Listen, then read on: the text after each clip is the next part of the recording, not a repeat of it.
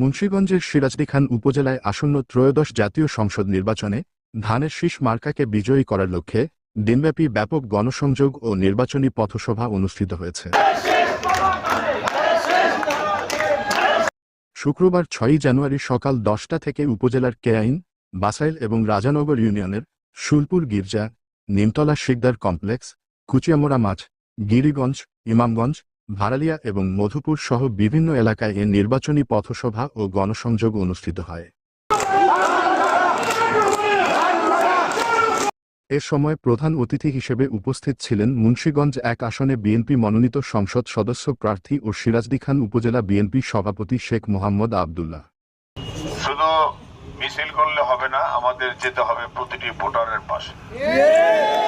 আরও উপস্থিত ছিলেন কেয়াইন ইউনিয়ন বিএনপি সভাপতি নাসিম খান, সাধারণ সম্পাদক খায়ের শেখ, মুন্সিগঞ্জ জেলা স্বেচ্ছাসেবক দলের সাধারণ সম্পাদক এম সিদ্দিক মোল্লা, যুগ্ম সাধারণ সম্পাদক মোস্তাফিজুর রহমান রিপন, উপজেলা যুবদলের সাবেক সভাপতি দেলোয়ার হোসেন ভূঁইয়া, যুগ্ম আহ্বায়ক দেলোয়ার হোসেন, মহিলা দলের মহিলা বিষয়ক সম্পাদক লাকি আক্তার, জেলা যুবদলের সদস্য এবি মঞ্জু সহ কেয়াইন ইউনিয়ন বিএনপি ও অঙ্গসংগঠনের বিভিন্ন পর্যায়ের নেতাকর্মী বৃন্দ উপস্থিত ছিলেন।